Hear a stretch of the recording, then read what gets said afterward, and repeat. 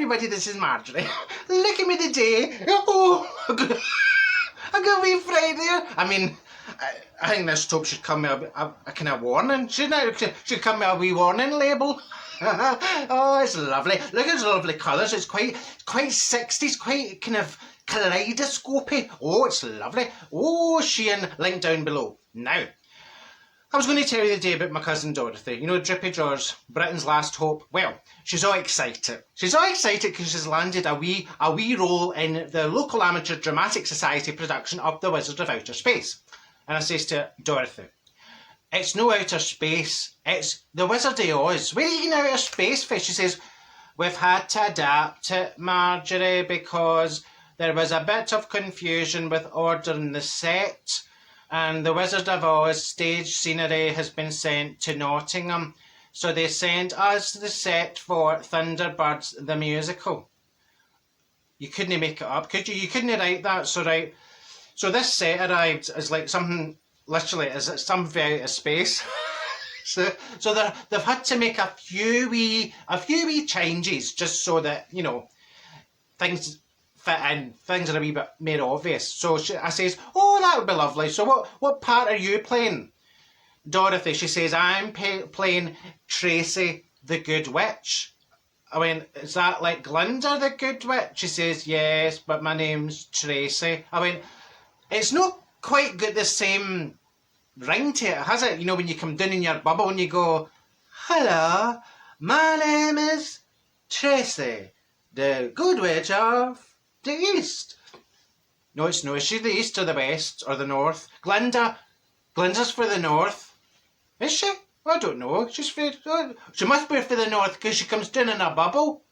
Oh, that's why she's for the North, because she comes down in a bubble. And I says, oh, I love that song Over the Rainbow.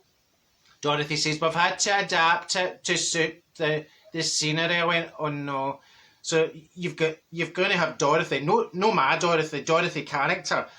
The lassie playing that's about 46. I mean, the oldest looking Dorothy you've ever seen. It looks like Dorothy's mother. Anyway, so they've changed it and they've gone, somewhere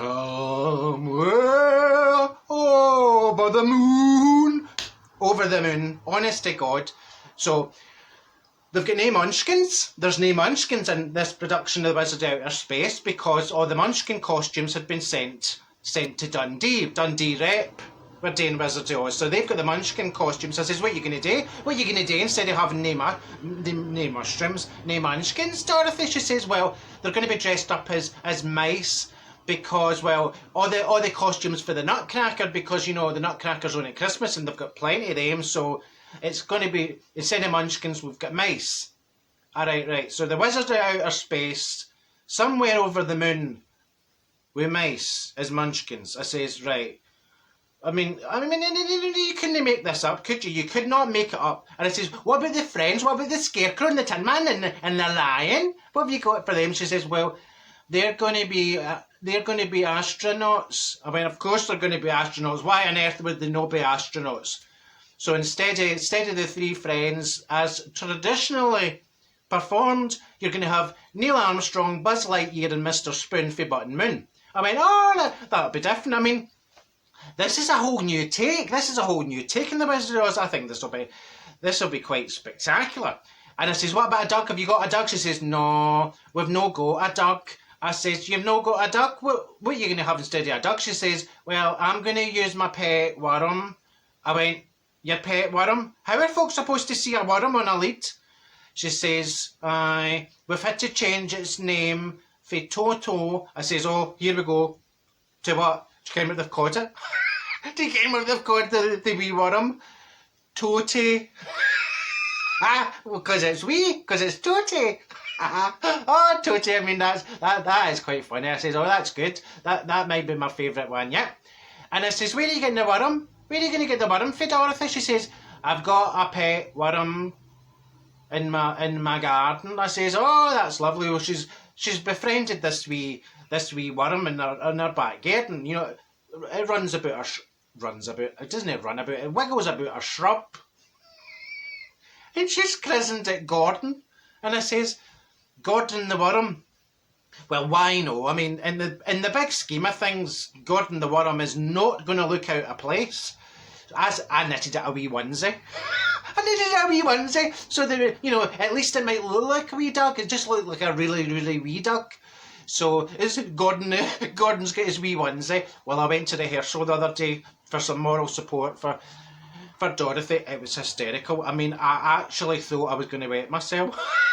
I mean, you've got dancing mice, you've got spaceships, right? You've got Glinda's coming down on a rocket. No, Glinda, Tracy.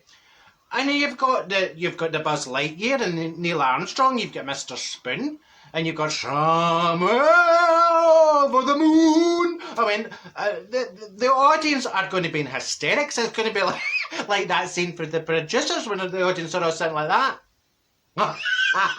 Oh, and then Gordon, for rehearsal purposes only, Gordon's got a fluorescent vest. Well, he's that way, so it's just so the dancing mice didn't stun in him, when he's performing.